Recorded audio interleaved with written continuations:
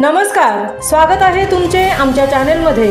आवाज महामुंबईचा, शोध बातमीचा, कौल मनाचा। चला तर मग आमचे चॅनेल शेअर करा, लाईक करा आणि सबस्क्राइब करा। धन्यवाद। स्वातंत्र्यवीर विनायक दामोदर सावरकर यांना त्रिवार वंदन करीत खांबेटे वाचनालयाने केली सावरकर जयंती साजरी। तुझसाठी मरण ते जनन, तुझ वीण जनन ते मरण, असे अवघ्या 2 ओळीत मातृभूमीला आपल्या आयुष्याचे सार सांगणारे स्वातंत्र्यवीर विनायक दामोदर सावरकर यांची आज 142वी जयंती केशवराव खांबेटे सार्वजनिक वाचनालयात साजरी करण्यात आली।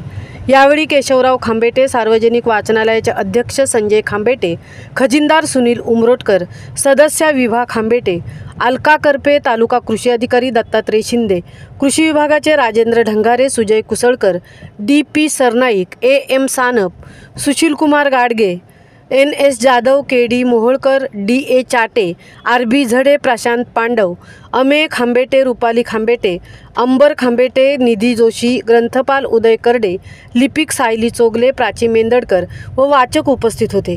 वाचनालयातर्फे यावेळी स्वातंत्र्यवीर सावरकरांच्या जीवनावरील माझी जन्मठेप, ये मृत्यू ये, स्वातंत्र्यवीर सावरकर चरित्र आणि कार्य, सावरकरांच्या बुद्धिवादाची वैशिष्ट्ये, सावरकरांची भाषणे, लढा स्वातंत्र्याचा, वीर सावरकर, प्रशस्ती, सावरकर नावाची ज्योत, हिंदुत्व सार्वधार, हिंदू हृदयसम्राट सावरकर, तेजोगोल, संघर्ष पर्व, सावरकरवाद, क्रांतिसूर्य सावरकर, हिंदू महासभा पर्व 1, सावरकर विचारदर्शन, सावरकरांची 3री जन्मठेप, मृत्युंजय सावरकर, सावरकर आत्मचरित्र, माई सावरकर, क्रांतिकारकांचे कुलपुरुष सावरकर, भारतमातेचा वीरपुत्र विदा सावरकर, धर्मनिष्ठ सावरकर, स्वातंत्र्यवीर सावरकर, चरित्र आणि कार्य, जागतिक कीर्तीची नररत्ने इत्यादी पुस्तकांना वाचकांनी अधिक पसंती दिली।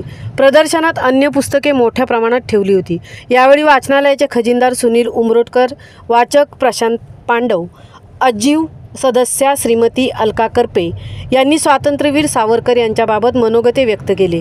उपस्थित सर्वांनी स्वातंत्र्यवीर विनायक दामोदर सावरकर यांच्या 142व्या जयंतीनिमित्त विनम्र अभिवादन करून कार्यक्रमाची सांगता झाली। आवाज महामुंबईचा चॅनेलसाठी संजय खांबेटेंसह तृप्ती भोईर, म्हसळा। नमस्कार। आज आपण ज्या स्वातंत्र्य मिळालेल्या देशामध्ये वावरतोय ते कोणामुळे मिळाले ते आपल्याला माहिती आहे। आपले निरनिराळ्या प्रकारचे जे आपल्या देशात देशभक्त होऊन गेले त्यातलं सर्वात महत्त्वाचं असं नाव म्हणजे विनायक दामोदर सावरकर। त्यांनी